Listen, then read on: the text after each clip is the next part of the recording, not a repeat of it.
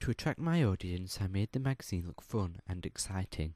I used colours that were stereotypically pop, and I used paint splats instead of circles to make it look more exciting and vibrant. These colours were pink, blue and purple. I also used yellows and purples to add contrast. Also, all of these colours are stereotypically associated with pop, and this will attract my target audience because the colours are bold and it draws your attention to it. The shapes that I've used were consistent throughout the magazine. I used paint splats and circles along with squares to make the magazine look more energetic and fun to attract the target audience, because the audience are young, so they will want something that draws their attention to it, so it is fun, as well as to read. The language and mode of address of the interview and the content was friendly and informal, so that it would relate to the target audience. This is stereotypical because the target audience are younger, aged between 10 and 14, so they will relate to this more and they are more likely to read the magazine.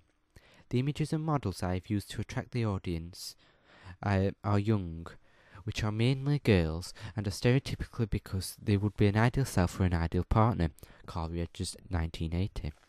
But I also had boys in the magazine to appeal to a wider audience so that the magazine would attract both genders. The house style was bold and energetic so that it looked fun. For example, I used large squares in the background on the contents page and splats and circles and other squares in the foreground so that it made it exciting but it didn't overpower the page. This is stereotypical of pop magazines. The layout was important to create an energetic magazine.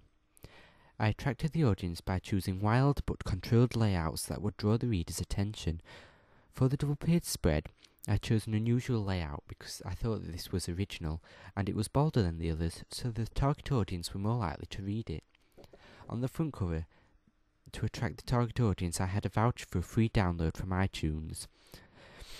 This would attract the audience's attention because they would be interested in the latest chart music, and this voucher would allow them to purchase one song. Throughout the magazine there are sans serifs because the target audience are younger, and this would easily attract them.